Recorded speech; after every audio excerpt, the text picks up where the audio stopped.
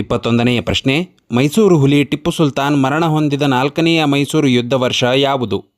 A 1792, B 1799, C 1784, D 1767.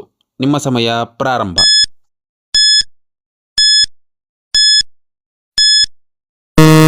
ಸರಿಯಾದ ಉತ್ತರ B 1799. Mysuru ಹುಲಿ ಎಂದೇ ಖ್ಯಾತರಾದ ಟಿಪ್ಪು ಸುಲ್ತಾನರು ಬ್ರಿಟಿಷರ ವಿರುದ್ಧ ನಡೆದ 4ನೇ ಆಂಗ್ಲೋ ಮೈಸೂರು ಯುದ್ಧದಲ್ಲಿ ಮೇ 4, 1799ರಂದು ಶ್ರೀರಂಗಪಟ್ಟಣದ ಕೋಟೆಯನ್ನು ರಕ್ಷಿಸುವಾಗ ವೀರಮರಣ ಹೊಂದಿದರು. 22ನೆಯ ಪ್ರಶ್ನೆ, ಯಾವ ವರ್ಷದಲ್ಲಿ ಮೈಸೂರು ರಾಜ್ಯಕ್ಕೆ ಕರ್ನಾಟಕ ಎಂದು ಮರುನಾಮಕರಣ ಮಾಡಲಾಯಿತು? A 1956, B 1972, C 1973, D 1969. ನಿಮ್ಮ ಸಮಯ ಪ್ರಾರಂಭ.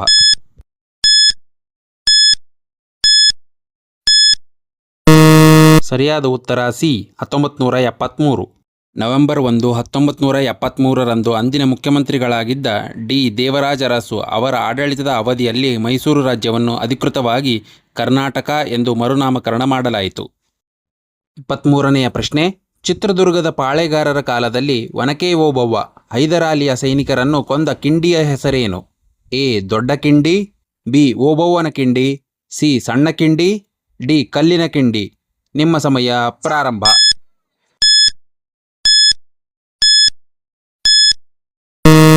ಸರಿಯಾದ ಉತ್ತರ ಬಿ ಓಬವ್ವನ ಕಿಂಡಿ.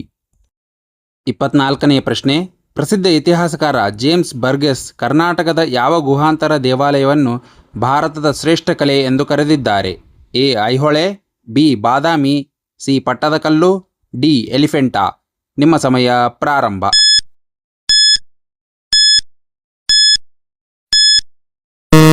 ಸರಿಯಾದ ಉತ್ತರ ಬಿ ಬಾದಾಮಿ. ಇಲ್ಲಿ ಒಟ್ಟು 4 ಮುಖ್ಯ ಗುಹೆಗಳಿವೆ. ಗುಹೆ 1 ಶಿವನಿಗೆ ಸಮರ್ಪಿತವಾಗಿದ್ದು ಇಲ್ಲಿನ 18 ಕೈಗಳ ನಟರಾಜನ ಶಿಲ್ಪ ವಿಶ್ವ ಪ್ರಸಿದ್ಧವಾಗಿದೆ. ಗುಹೆ 2 ಮತ್ತು 3 ವಿಷ್ಣುವಿಗೆ ಸಮರ್ಪಿತವಾಗಿದೆ. ಇವುಗಳಲ್ಲಿ ಗುಹೆ 3 ಅತ್ಯಂತ ದೊಡ್ಡದಾಗಿದ್ದು ಅತ್ಯಂತ ಸುಂದರವಾದ ಕೆತ್ತನೆಗಳನ್ನು ಹೊಂದಿದೆ. ಗುಹೆ 4 ಇದು ಜೈನ ಧರ್ಮಕ್ಕೆ ಸಂಬಂಧಿಸಿದಾಗಿದ್ದು ಮಹಾವೀರ ಮತ್ತು ತೀರ್ಥಂಕರರ ಕೆತ್ತನೆಗಳಿವೆ. ಇಲ್ಲಿನ ಕಲೆಯು ಉತ್ತರ ಭಾರತದ ಮತ್ತು ದಕ್ಷಿಣ ಭಾರತದ ಶೈಲಿಯ ಸಮ್ಮಿಲನವಾಗಿದೆ. 25ನೇ ಪ್ರಶ್ನೆ, ಗಂಗರ ಕಾಲದಲ್ಲಿ ಗಜಶಾಸ್ತ್ರ ಎಂಬ ಗ್ರಂಥವನ್ನು ಬರೆದ ರಾಜ ಯಾರು? A Marasimha, B Shivamara, C Rajamalla, D Bhutuga. ನಿಮ್ಮ ಸಮಯ ಪ್ರಾರಂಭ.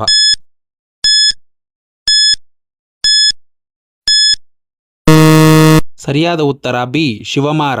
ಗಂಗ ಅರಸರಲ್ಲಿ ಒಬ್ಬನಾದ ಶಿವಮಾರನು ಆನೆಗಳ ನಿರ್ವಹಣೆ ಮತ್ತು ಚಿಕಿತ್ಸೆಯ ಕುರಿತಾದ ಗಜಾಷ್ಟಕ ಎಂಬ ಪ್ರಸಿದ್ಧ ಕನ್ನಡ ಕೃತಿಯನ್ನು ಬರೆದಿದ್ದಾನೆ. ಇದಲ್ಲದೆ ಅವನು ಸಂಸ್ಕೃತದಲ್ಲಿ ಗಜಮತ ಕಲ್ಪನಾ ಮತ್ತು ಪ್ರಾಕೃತದಲ್ಲಿ ಸೇತುಬಂಧ ಎಂಬ ಗ್ರಂಥವನ್ನು ರಚಿಸಿದ್ದಾನೆ.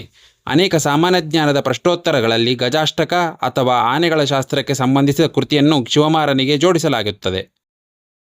26ನೇ ಪ್ರಶ್ನೆ, ಕರ್ನಾಟಕದ ಬ್ಯಾಂಕಿಂಗ್ ಕ್ಷೇತ್ರದ ಪಿತಾಮಹ ಎಂದು ಯಾರನ್ನು ಕರೆಯುತ್ತಾರೆ? A M Visvesvaraya, B Ammembal Subbarao Pai, C TMA Pai, D KPJ Prabhu. ನಿಮ್ಮ ಸಮಯ ಪ್ರಾರಂಭ.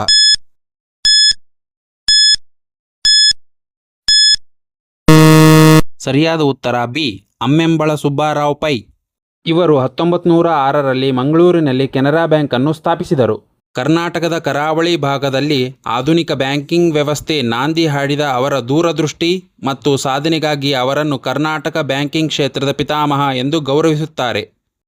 27ನೇ ಪ್ರಶ್ನೆ, ಶಿವಾಜಿಯ ತಂದೆ ಶಹಾಜಿ ಭೋಸ್ಲೆ ಅವರು ಕರ್ನಾಟಕದ ಯಾವ ಪ್ರದೇಶದ ಜಾಗೀರ್ದಾರರಾಗಿದ್ದರು? A Mangaluru, B Bengaluru, C Belagavi, D Bijapur. ನಿಮ್ಮ ಸಮಯ ಪ್ರಾರಂಭ.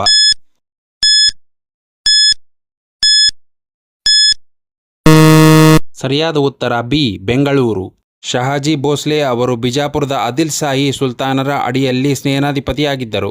1638ರಲ್ಲಿ ಕೆಂಪೇಗೌಡರನ್ನು ಸೋಲಿಸಿ ಬೆಂಗಳೂರನ್ನು ವಶಪಡಿಸಿಕೊಂಡ ನಂತರ ಆದಿಲ್ ಶಾಹಿಯು ಶಹಾಜಿ ಅವರಿಗೆ ಬೆಂಗಳೂರಿನ ಜಾಗೀರನ್ನು ಉಡುಗೊರೆಯಾಗಿ ನೀಡಿದನು.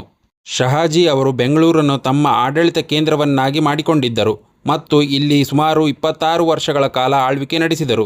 ಅವರು ಚಿಕ್ಕಪೇಟೆಯ ಸಮೀಪ ಗೌರಿಮಹಲ್ ಎಂಬ ಅರಮನೆಯನ್ನು ನಿರ್ಮಿಸಿದ್ದರು ಎಂದು ಹೇಳಲಾಗುತ್ತದೆ. ಶಹಾಜಿ ಅವರ ಕಾಲದಲ್ಲಿ ಬೆಂಗಳೂರು ಮರಾಠರ ಪ್ರಾಮುಖ್ಯ ಸಾಂಸ್ಕೃತಿಕ ಮತ್ತು ಆಡಳಿತಾತ್ಮಕ ಕೇಂದ್ರವಾಗಿ ಬೆಳೆಯಿತು. ಶಹಾಜಿ ಭೋಸ್ಲೆ ಅವರು 1664ರಲ್ಲಿ ಕರ್ನಾಟಕದ ದಾವಣಗೆರೆ ಜಿಲ್ಲೆಯ ಚನ್ನಗಿರಿ ತಾಲೂಕಿನ ಹೋದ್ಗಿಗೆರೆ ಎಂಬ ಗ್ರಾಮದಲ್ಲಿ ಬೇಟೆಯಾಡುವಾಗ ನಡೆದ ಆಘಾತದಲ್ಲಿ ನಿಧನರಾದರು. ಅವರ ಸ್ಮಾರಕ ಇಂದಿಗೂ ಅಲ್ಲಿದೆ. 28ನೇ ಪ್ರಶ್ನೆ. ಮೈಸೂರು ಸಂಸ್ಥಾನದಲ್ಲಿ ಪ್ರಜಾಪ್ರತಿನಿಧಿ ಸಭೆಯನ್ನು ಜಾರಿಗೆ ತಂದ ದಿವಾನರು ಯಾರು? A. Sir M Visvesvaraya, B. Rangacharyulu, C. Seshadri Iyer, D. Mirza Ismail. ನಿಮ್ಮ ಸಮಯ ಪ್ರಾರಂಭ.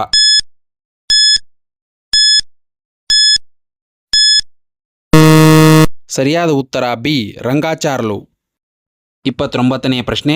ರಾಷ್ಟ್ರಕೂಟರ ಕಾಲದಲ್ಲಿ ವಿದ್ಯಾಭ್ಯಾಸ ಕೇಂದ್ರವಾಗಿದ್ದ ಸಲೋಗಿ ಯಾವ ಜಿಲ್ಲೆಯಲ್ಲಿದೆ? A. Vijayapura, B. Bagalkot, C. Gulbarga, D. Dharwad. ನಿಮ್ಮ ಸಮಯ ಪ್ರಾರಂಭ.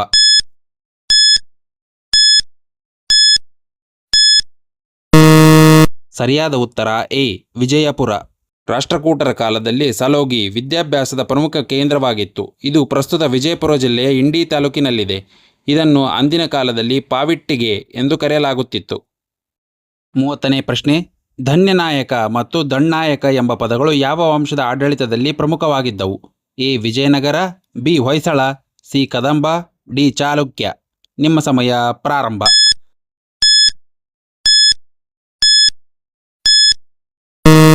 ಸರಿಯಾದ ಉತ್ತರ ಬಿ. ಹೊಯ್ಸಳ. ವೀಕ್ಷಕರೇ, ಇಲ್ಲಿಗೆ ನಮ್ಮ ಕರ್ನಾಟಕದ ಇತಿಹಾಸದ ರಸಪ್ರಶ್ನೆ ಸರಣಿಯ 3ನೇ ಭಾಗ ಮುಕ್ತಾಯಗೊಂಡಿದೆ. ಈ 3 ಭಾಗಗಳಲ್ಲಿ ನಾವು ನಮ್ಮ ನಾಡಿನ ವೈಭವಯುತ ಇತಿಹಾಸ, ರಾಜಮನೆತನಗಳು ಮತ್ತು ಕಲೆ ಸಂಸ್ಕೃತಿಯ ಬಗ್ಗೆ ಅನೇಕ ಆಸಕ್ತಿದಾಯಕ ವಿಷಯಗಳನ್ನು ತಿಳಿದುಕೊಂಡಿದ್ದೇವೆ. ಈ ಸರಣಿಯು ನಿಮ್ಮ ಜ್ಞಾನಾರ್ಜನೆಗೆ ಹಾಗೂ ಸ್ಪರ್ಧಾತ್ಮಕ ಪರೀಕ್ಷೆಗೆ ಸಿದ್ಧತೆಗೆ ಸಹಕಾರಿಯಾಗಿದೆ ಎಂದು ನಾನು ಭಾವಿಸುತ್ತೇನೆ. ಈ ಪಯಣದಲ್ಲಿ ನನ್ನೊಂದಿಗೆ ಜತೆಯಾಗಿ ಪ್ರತಿ ಪ್ರಶ್ನೆಗೂ ಉತ್ಸಾಹದಿಂದ ಉತ್ತರಿಸಿದ ನಿಮ್ಮೆಲ್ಲರಿಗೂ ನನ್ನ ಹೃತ್ಪೂರ್ವಕ ಧನ್ಯವಾದಗಳು. ನಿಮಗೆ ಈ ಸರಣಿ ಇಷ್ಟವಾಗಿದ್ದರೆ ವಿಡಿಯೋವನ್ನು ಲೈಕ್ ಮಾಡಿ ಮತ್ತು ನಿಮ್ಮ ಸ್ನೇಹಿತರೊಂದಿಗೆ ಹಂಚಿಕೊಳ್ಳಿ. ಮುಂದಿನ ಭಾಗದಲ್ಲಿ ಇಂತಹದ್ದೇ ಮತ್ತಷ್ಟು ಆಸಕ್ತಿದಾಯಕ ವಿಷಯಗಳೊಂದಿಗೆ ನಾನು ನಿಮ್ಮ ಮುಂದೆ ಬರುತ್ತೇನೆ. ಅಲ್ಲಿಯವರೆಗೆ ನಮ್ಮ ಚಾನಲನ್ನು ಸಬ್ಸ್ಕ್ರೈಬ್ ಮಾಡಲು ಮರೆಯಬೇಡಿ. ಧನ್ಯವಾದಗಳು. ಜೈ ಕರ್ನಾಟಕ ಮಾತೆ.